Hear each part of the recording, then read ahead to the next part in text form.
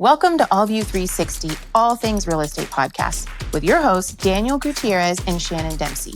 We explore real estate from every angle, giving you insights, tools, and confidence to make smart decisions that support your future. It's time for a new perspective on property. Welcome to AllView 360. Hello, Daniel. Good afternoon. Good afternoon. Beautiful Friday. Are you excited to pod?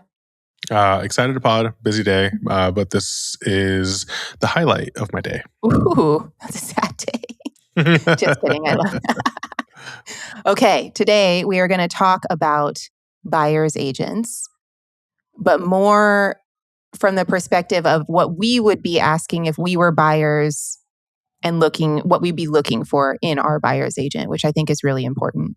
So a little how-to guide for all the buyers out there in regards to how to prepare and what to ask your potential buyer's agent to make sure you're setting yourself up for success on the home buying process.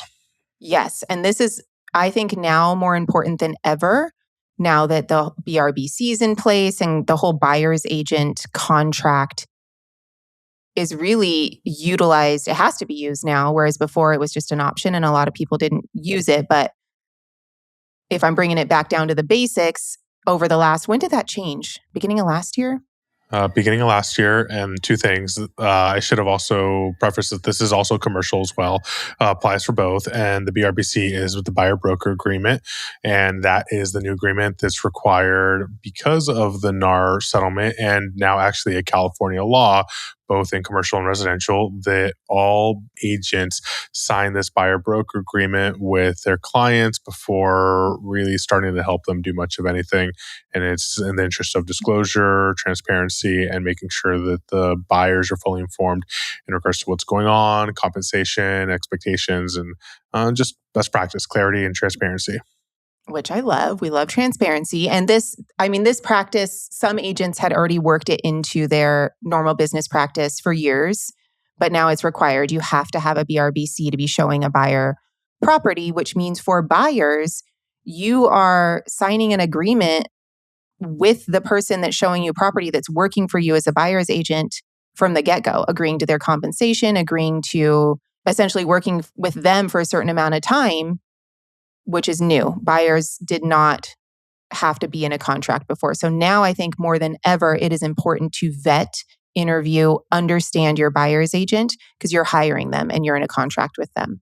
And so when we were looking up the stats of what this actually looks like, they're kind of surprising to me, at least. So the first NAR stat that we looked at was 88% of home buyers used a real estate agent to purchase their home. So that's a combination of they had their own representation or they had the listing agent representing them as well, but a version of an agent looking out for them, representing them to purchase the home. So then you said, well, what's the other 12%? So then we looked that up. What's the other 12%? 5% was new construction. So they're purchasing directly from a builder. They're dealing with the new construction agent, not as much negotiating with that.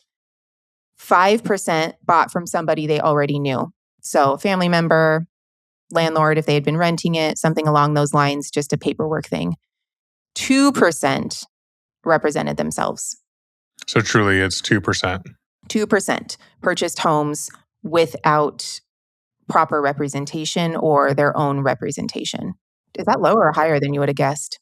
Well, even though that 2%, I would like to break it down. Like, for instance, I have a lot of attorney friends who will represent themselves in a transaction without an agent because they know the law and feel comfortable doing it themselves.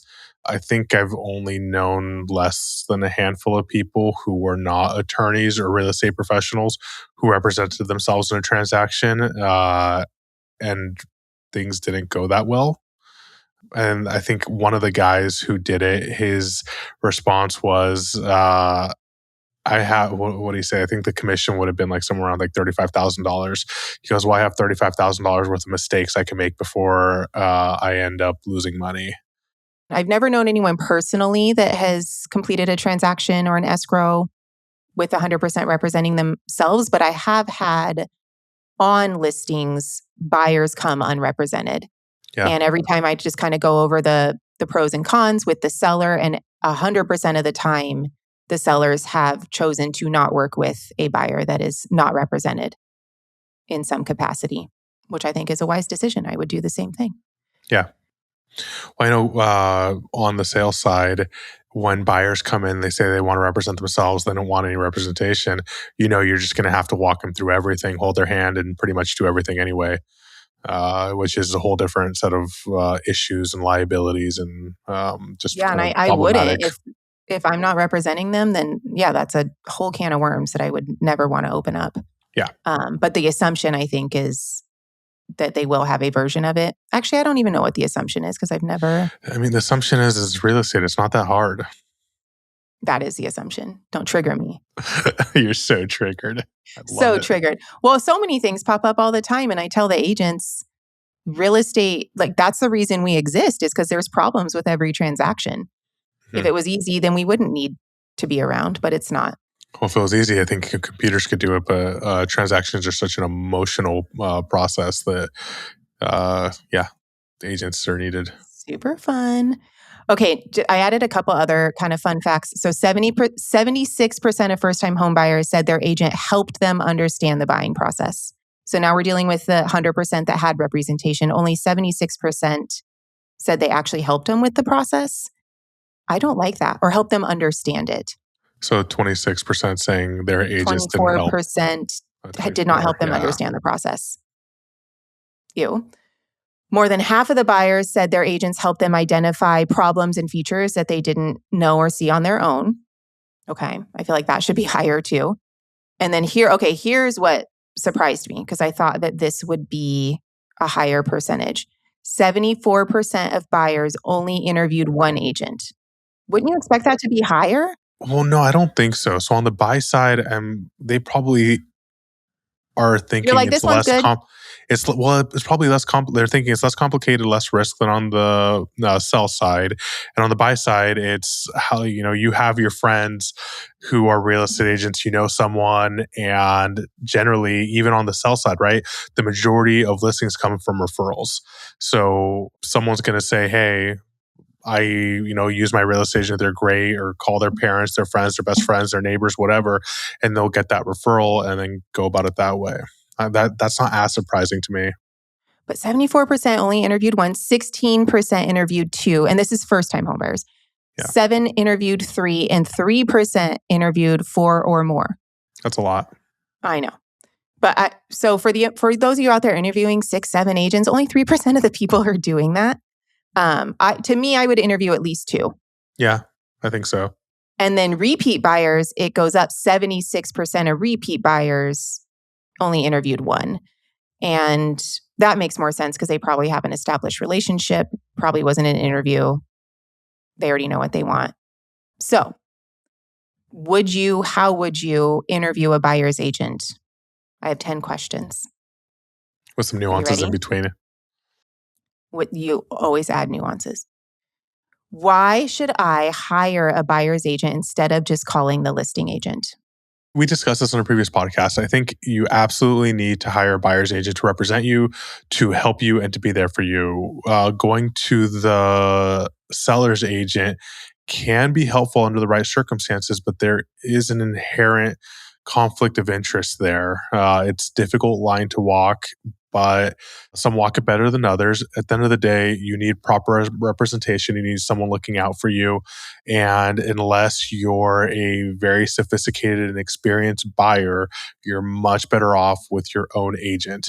I've had times where I listed a property and the buyers come directly to me, and they've done 20 deals on their own. They already have an entire crew. They have their attorneys. That's less important. But unless you're at that level, you need proper representation. You need to make sure you have a skilled, experienced, knowledgeable agent representing you, so you have help making one of the biggest financial decisions of your life. Agreed.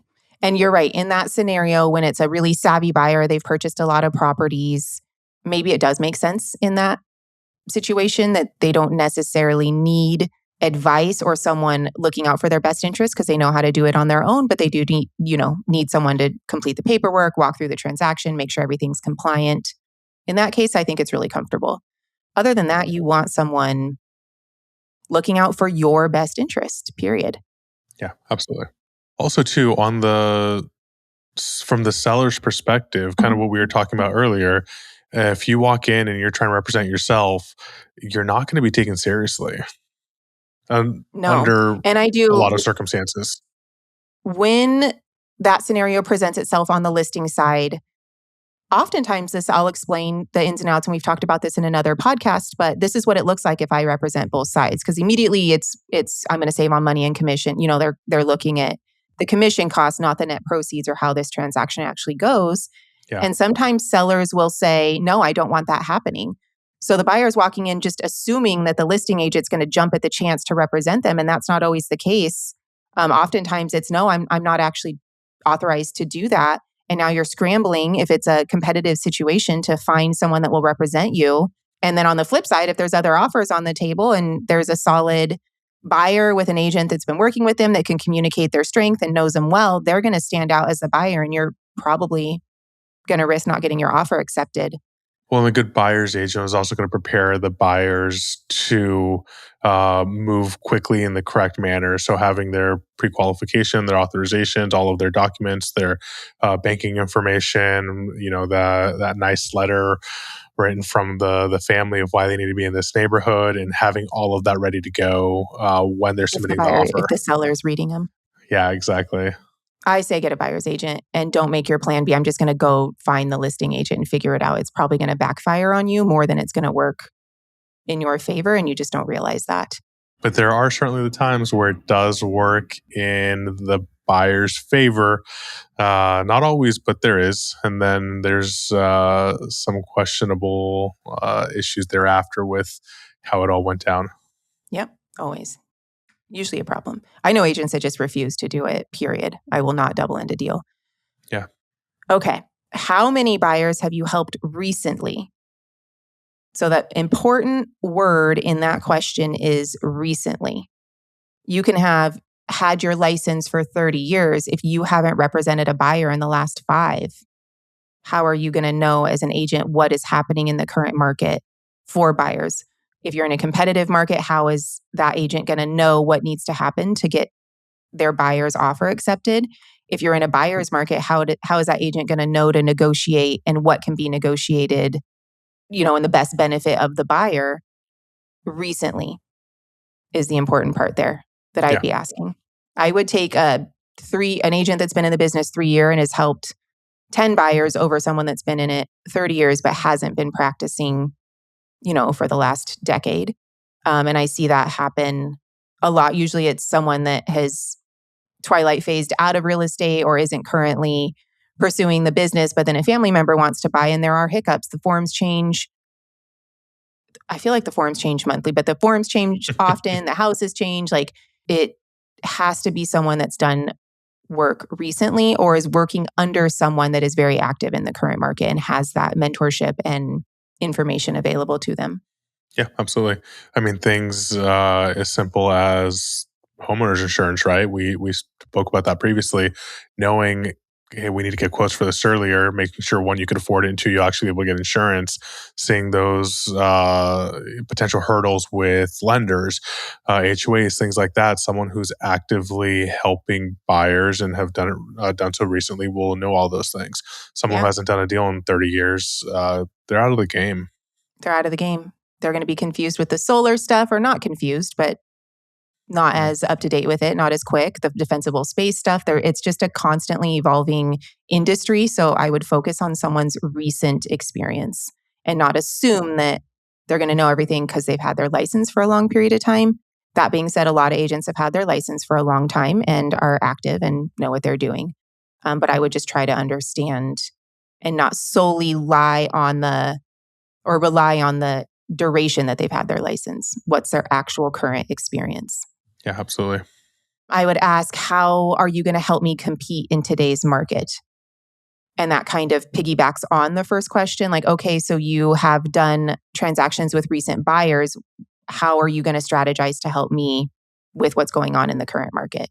And that's right now, it would be negotiation strategy, right? In a hot seller's market, it's a lot on offer strategy. How are you going to help my offer stand out? What are you going to do to help me win?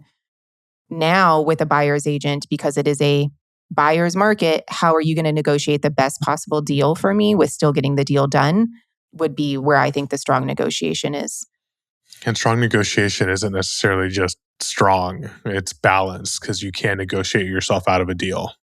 Yeah. And I'm seeing buyers right now, and I can usually tell by the agent, but they're thinking they can ask for the world. And we've talked about this on other podcasts. You can't, like when it comes to repairs, there's still logic behind it, right? You don't get to ask for all the repairs to be done and an extra 50 grand just because it's a buyer's market.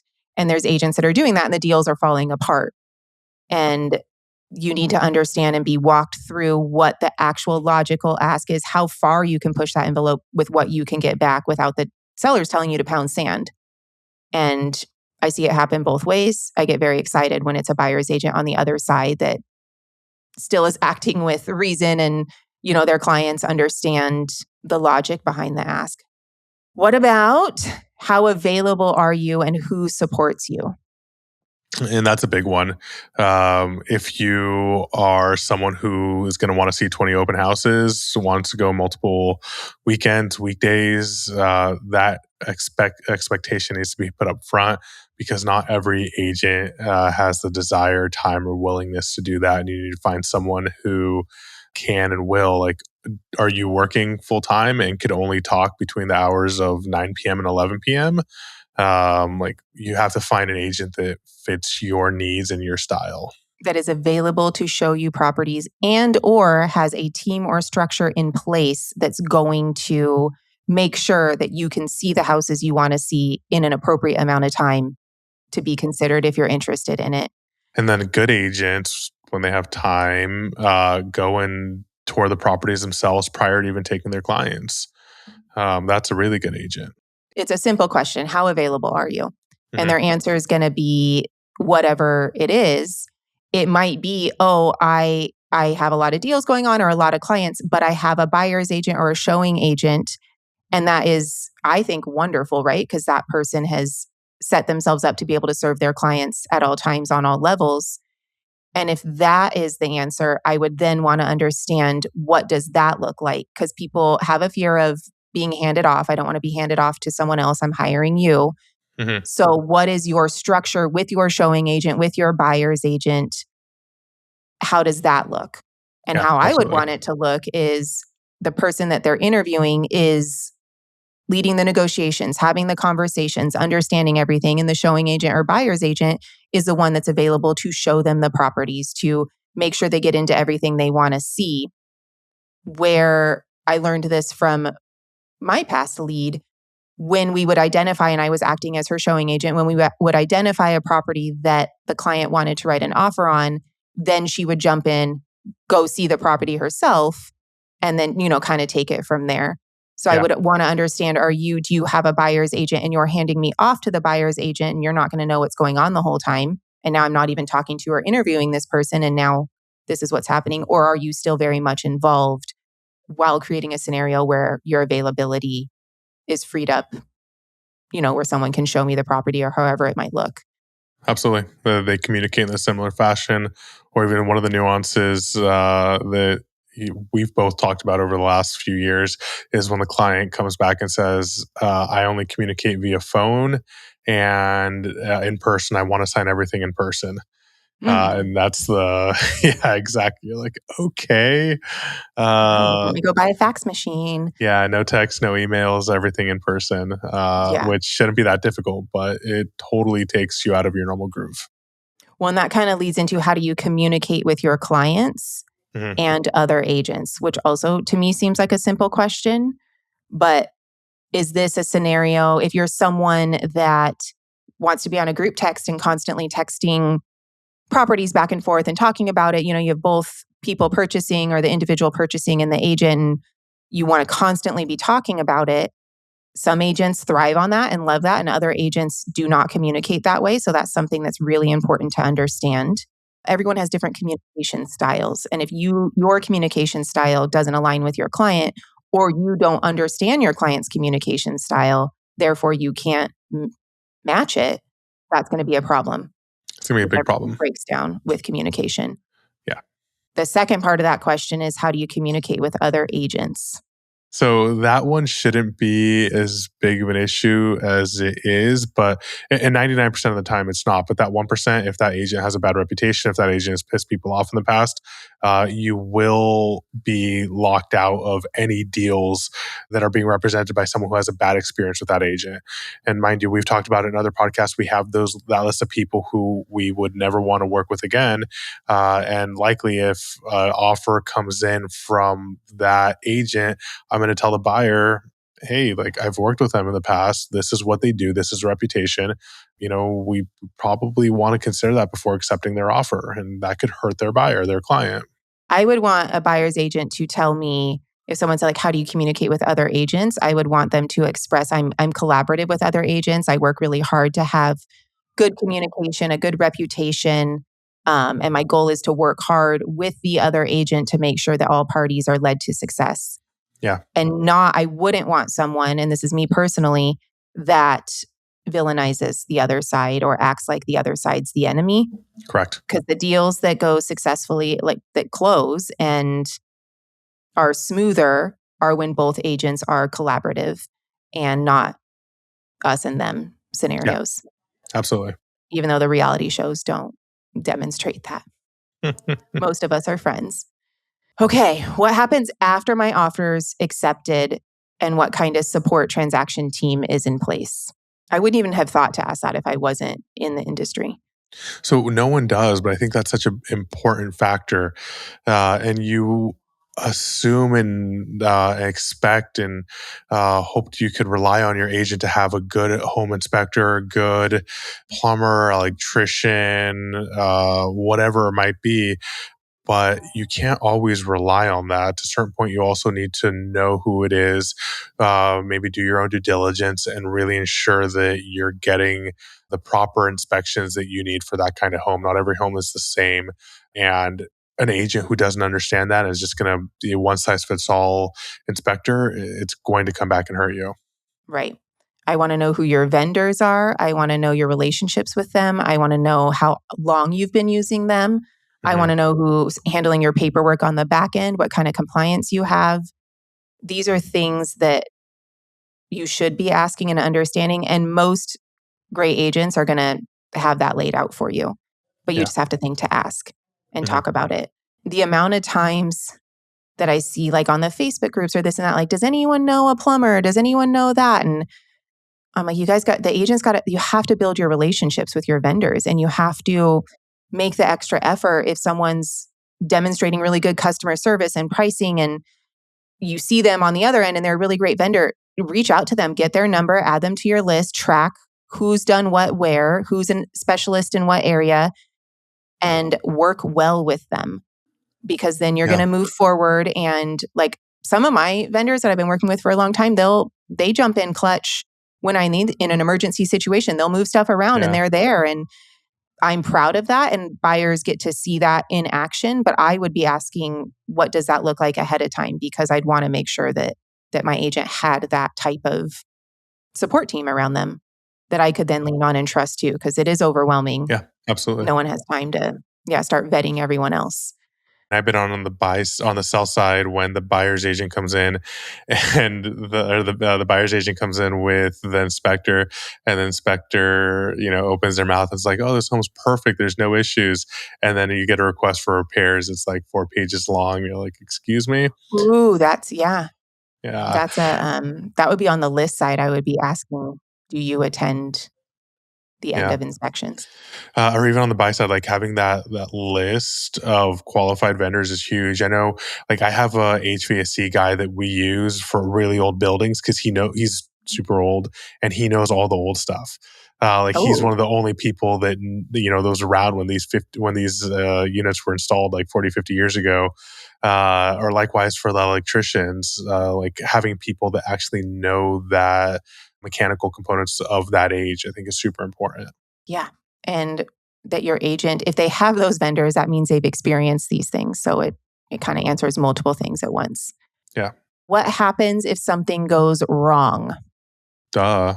Something will go wrong. Yeah. Obviously. It always does. Yeah. Yeah.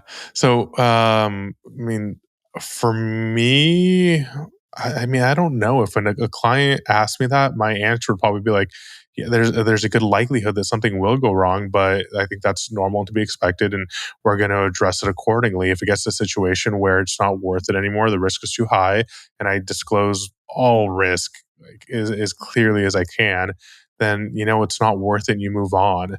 I was helping a client buy an apartment building. The building was completely renovated. It looked really nice from the outside, really looked really nice on the photos, but we started going through and going in. And we had an awesome inspection team, specializes in multifamily. It was like 6 inspectors for the physical building, then plumbing and roof, different guy for electrical, just really great. And they found a massive foundation crack, like so much so where yeah, it was like the home was starting to go, or the front of the building was a more like a single family home style, than the back was traditional stack. It was going in 2 different ways, and we went through the whole process, and we're like, hey, this risk is too high, because even if we got the credit that we were looking for, you still have to go through the work. And when it comes to foundation, you never really know. You could fix it, and then that could break other things. So I recommended to the client, like, this isn't worth them. Let's just walk away. I did a little bit more due diligence on that, and found that the seller actually had a very large pending lawsuit for a home they sold to someone else, and it was less than functional, to say the least. It was a really big ugly lawsuit, and then that buyer was actually suing the seller, the seller's agent, and their agent for not representing them properly. Ooh. Did they walk away? Yeah, we walked away. It wasn't worth it. And one of the things I always say to clients, or really anybody, if we can't trust the other side, then there's no deal to be done. Because at the end of the day, you can't really believe anything that they're saying or have done in the past. And especially with newly renovated places, you don't know if it's just lipstick on a pig, and then how quality those renovations are done. We've talked about this too. With the flipping process, there's a ton of incredible flippers, investors out there, some great products, and some that are not. And what people need to realize is oftentimes when those homes are purchased to wholesale, can't wait to do the podcast so I can fully understand the ins and outs of that.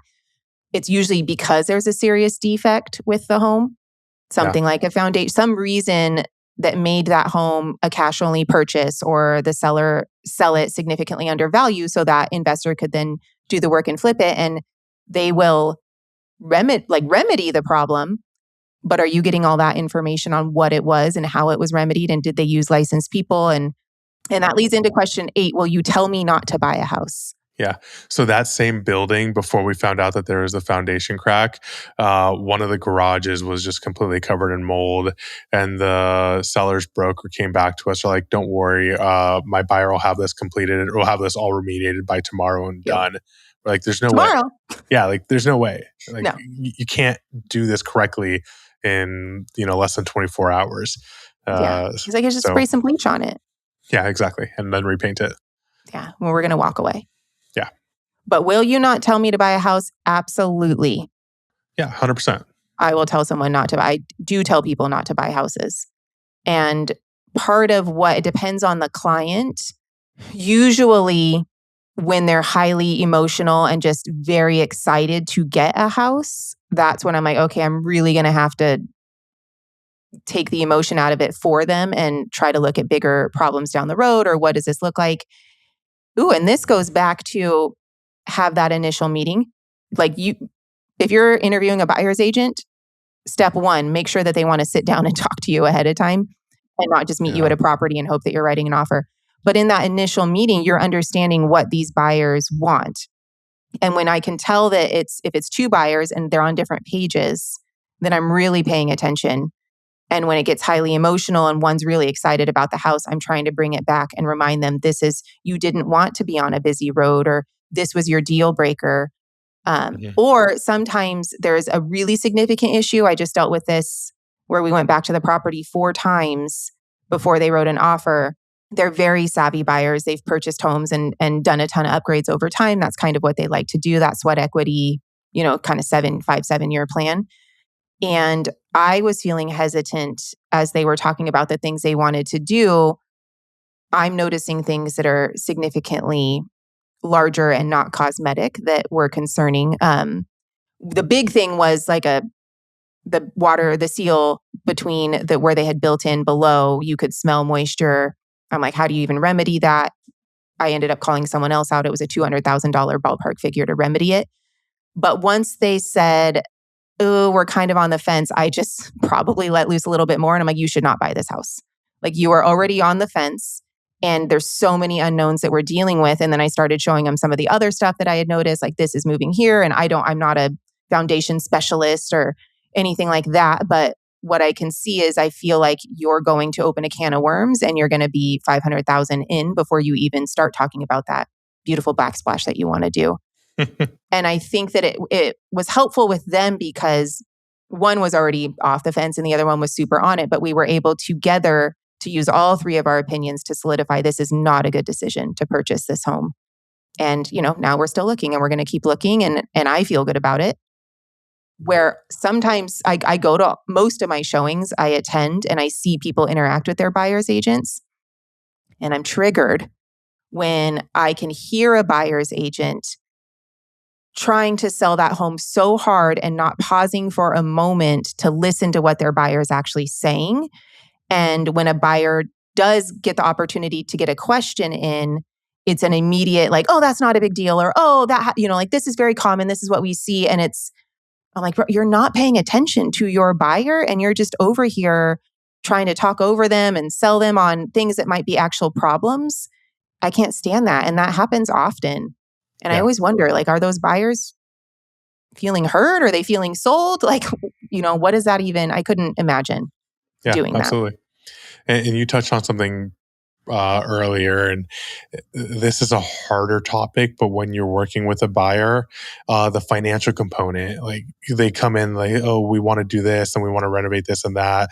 And you start looking at it, and you're like, you're underestimating this by 75%. It's going to take you much more time, much more money. Like from what I know, you're not in a financial position to do this. Or even sometimes too, at the very beginning, realizing like they're not in a financial position to afford a home at all. And having to have that conversation or not, because that's a super difficult conversation to have. Some people don't want to have it. I know some people stress me out.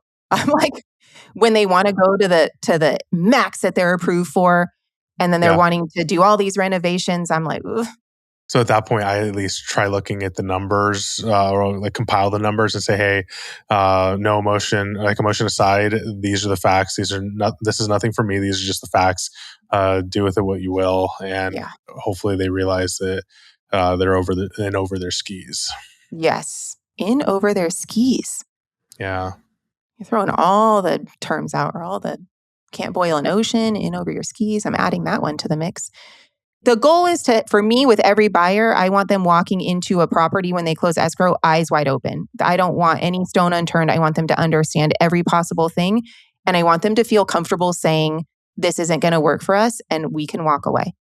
The other thing too is when the agents come in, and remember a few years ago, date the rate, marry the home. Hated it's well, what happens Never when the rate doesn't? Yeah, I know you didn't. And we talked about how much we dislike that. But like, what happens if the rate doesn't change? And then 3 years later and it didn't change?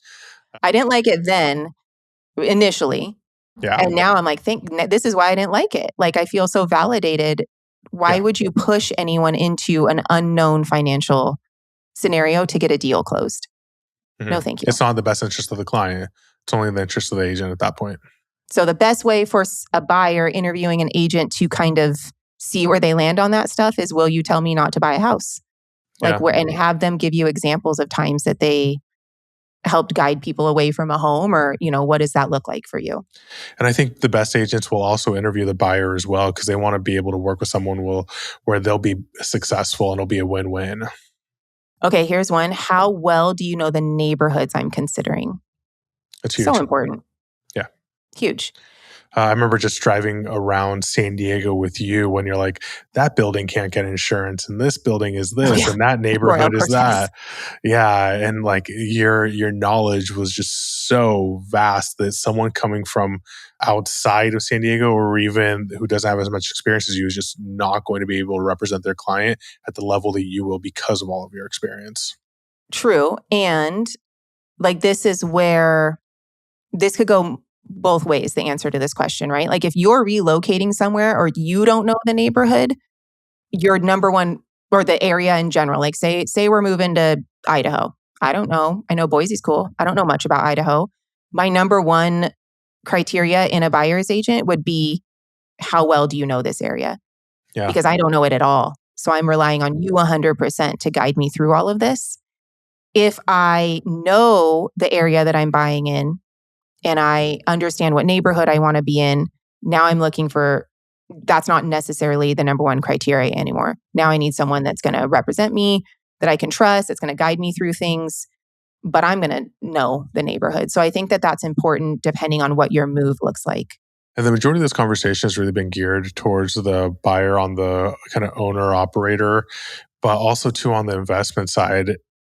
Being able to work with an agent on the buy side who knows what you want is going to be able to deliver, getting you into the neighborhoods that you want to be investing in, the neighborhoods that are going to perform well, appreciation, low to no Mellorues, the cities that aren't going to have the really strict and stringent tenant landlord laws, and that's ever more important if you're investing out of your immediate vicinity, because you're not going to have that information. You're not going to know.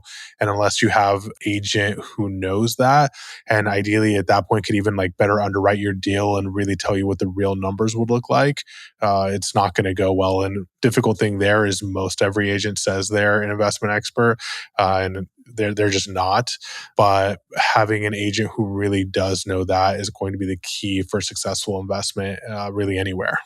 Also on the neighborhood thing, if you know, like, I only want to be in this community, like this is where we want to buy, I would reach out to whoever predominantly sells in that community. Yeah. Their chances are they're going to know what's upcoming. They're going to know, everything about it. Like, that is not a bad approach. If you don't have a relationship with an agent and you're looking for one, contact the person that sells the most in that area that you want to be in. Okay, what about, this is one that everyone's messing up. I already know this. How are buyers agents compensated? How do you think the agents are doing a good job communicating that and explaining it ahead of time? In general, no. I think as time goes on, it's going to be, agents will get better and better because it's more normal and the conversation will be had a lot more. But this is still fairly new relative to most people's time in this industry. And it's an awkward conversation at times because a lot of buyers don't know and they expect, oh, well, I'm not paying any of the commission. And you need to sit them down and say, there's a chance where you might. You are. Yeah. This is one of the most important questions that need to be addressed up front. And buyers, when you're interviewing agents, ask how their agent is compensated. The contract you are signing is signing what their compensation is. And you're essentially agreeing to pay that compensation regardless of if the seller is willing to contribute towards it. Yeah. So you really need to understand this. How are you compensated? What do you charge? What does this look like when we're writing offers? How much could I end up paying out of pocket for you to represent me? And don't hesitate with this question. Be aggressive with it, because what you don't need is to get hit with, this house I want to buy, the seller's not willing to pay any of the buyer's agent commission. Now I'm paying 2.5% and I didn't budget for that. Yeah. Or I wasn't expecting to pay it, and then shit hits the fan. It's not good. That's a big issue. Yeah. Get ahead of that. And don't be scared to ask about it. A good agent will have a good answer and be transparent. Well, they're providing value. They should be providing a lot of value. Yeah. They're worth it. The good ones are. Yeah.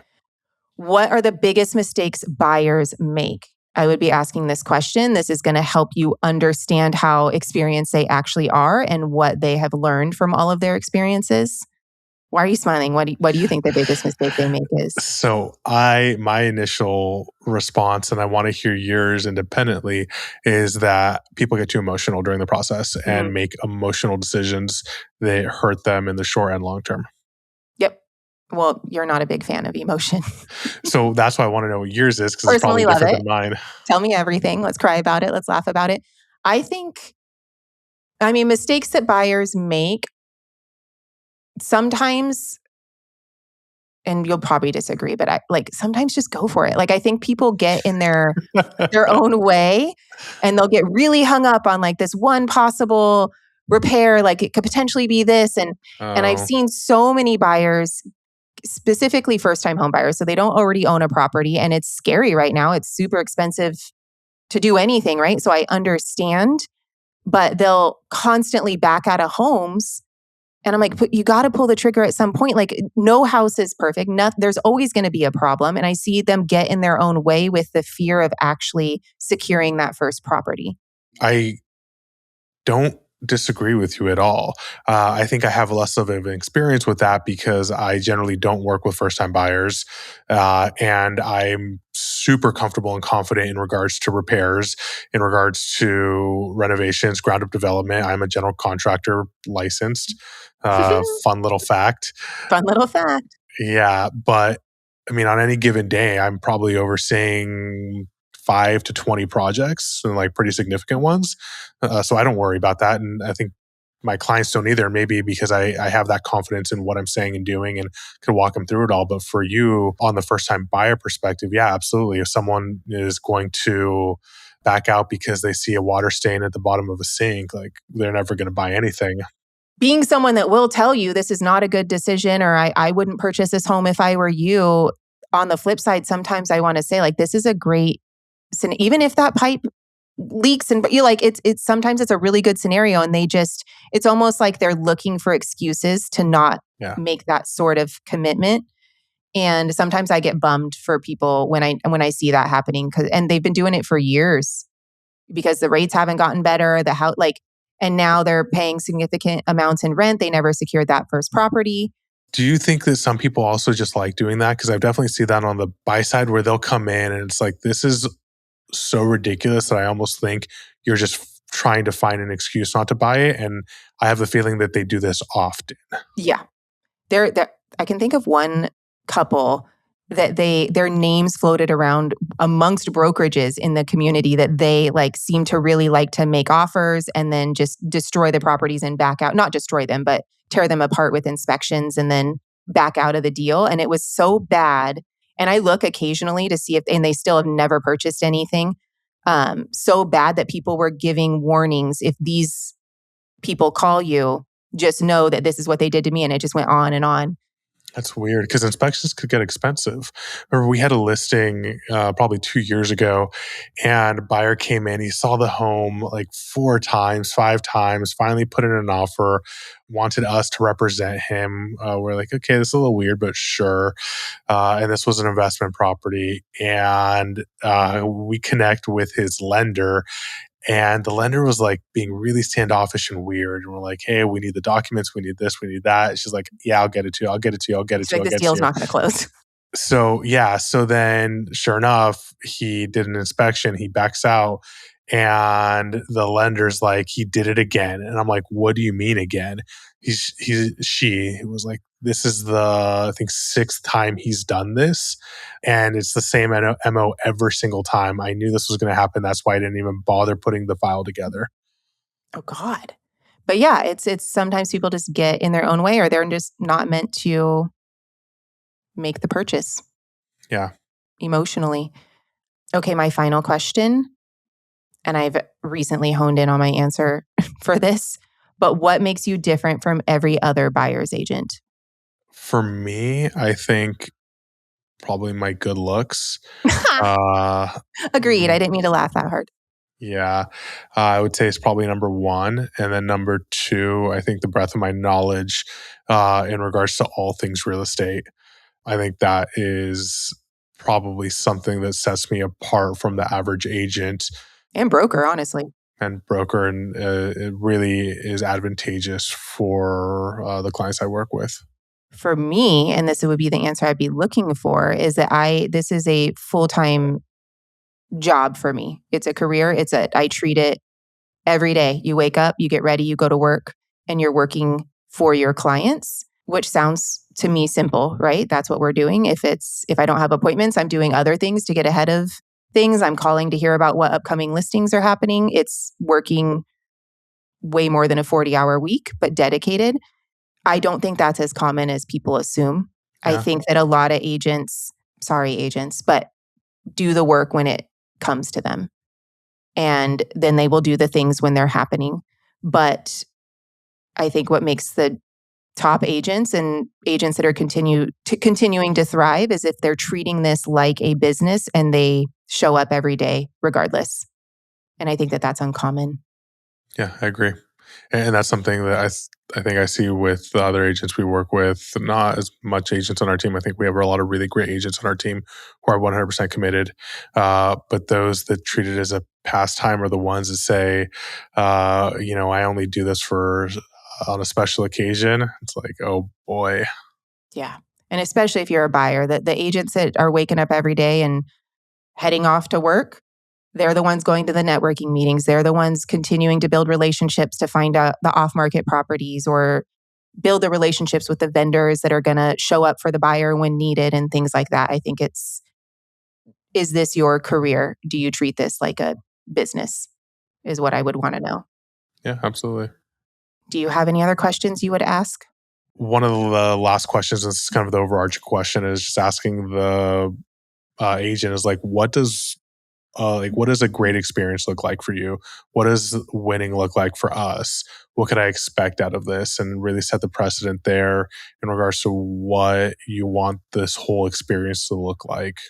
If you're a buyer and you're looking to buy a home and you're wanting to interview an agent, the initial response from the agent when you call and say, "Hey, I'm interviewing buyer's agents," the right agent or an experienced agent is going to be excited about that. They're going to be thrilled to answer your questions, to meet with you, to show you what they can bring to the table. Why are you smiling? Because depends on how the question goes. It's like, hey, I'm interviewing agents to find the right fit. Awesome, great. That's what I want to hear. Or I'm interviewing agents. This other agent just offered me, 1%. What are you going to offer? And that is a conversation that I think happens more often than not. Yeah. Well, newsflash, I'm interviewing you too. Yeah, exactly. And then it's so easy for me at that point. Where I had that happen, I did not get hired for a listing. And it was because I wouldn't budge on a few things that other agents were offering them. And twice now, they have called. They called the first time, "We're not happy with our agent. We really wish." And when they told me they weren't hiring me, they were like, "You were 100% who we want to work with. But if you're not willing to budge on A, B, and C, we're not going to hire you." And I was like, cool. Catch you later. And I was okay with it. And, sucks, but I wasn't going to budge. And then 2 months go by. "Hey, we're unhappy with our agent. Are you willing to come talk to us again?" So I hopped on the phone and I asked what's going on with your agent, and honestly came to her defense. They were priced high, and so I kind of talked him through that. That here's the things that you should be paying attention to. Are you listed at the price that she suggested? And because that's not the price I had suggested, and kind of came to her defense there because I could tell they were being difficult and I could see that she was doing the most. Like I saw the property everywhere, all that. Then they called again and, "Hey, we're still unhappy. These are our terms. Will you list our house?" And I said, no. I'm like, "You were talking so much crap on your agent that I saw working very hard for you. You weren't willing to pay for what you wanted, essentially. And so now I see they're listed with another agent." And it's, you're interviewing those people too. 100%. And we're in a fortunate position where we can do that, but there are a lot of agents who need the business and will take it no matter what because they just need some deals. And that's a tough position to be in. Not every deal or not all business is actually a closed transaction. No, Sometimes it's someone that's going to take all your time and effort and marketing costs and money and not result in an actual deal. So you're worse off and you need to know how to navigate that.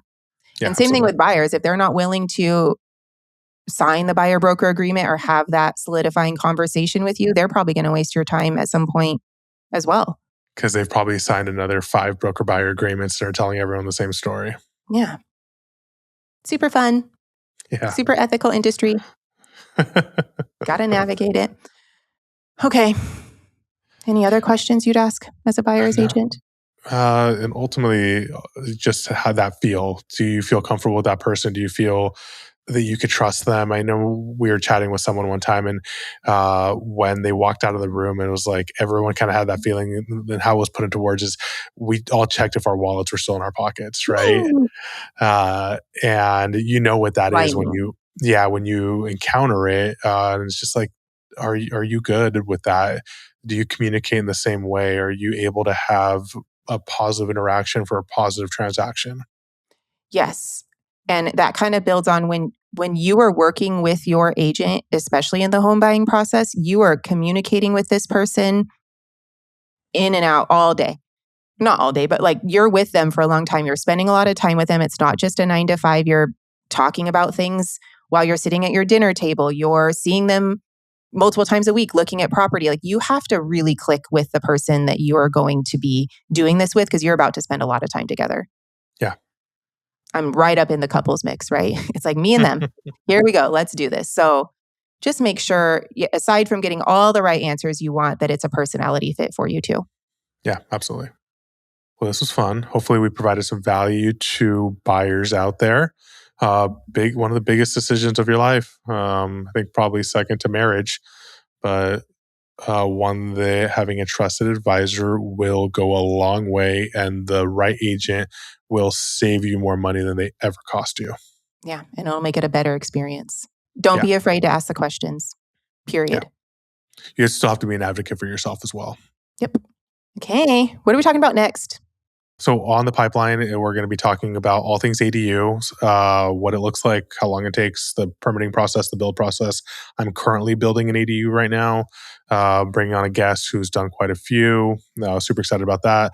Also, we have a good friend of mine, Justin, who works for Brandon Architects, a very high-end architecture firm in Newport Beach. He's going to come in and tell us what it's actually like to build a custom home, not what it's like on HGTV, not what it's like on YouTube, but what it's actually like in real life. These guys are building some of the nicest homes in Orange County and Southern California, across the country, and I think now they're even going international. But he's going to be, giving us a really great breakdown of what that whole process looks like. Subscribe, like, let us know what you think. Let us know if you have any questions or anything you want to hear us talk about. Yes. See you next time. That's a wrap on this episode of AllView 360, All Things Real Estate. If you found this helpful, don't forget to subscribe, leave a review, and share it with someone navigating their own real estate journey. Connect with us anytime on Instagram at AllView 360 and on LinkedIn at AllView Real Estate. Until next time, stay curious and keep your perspective 360.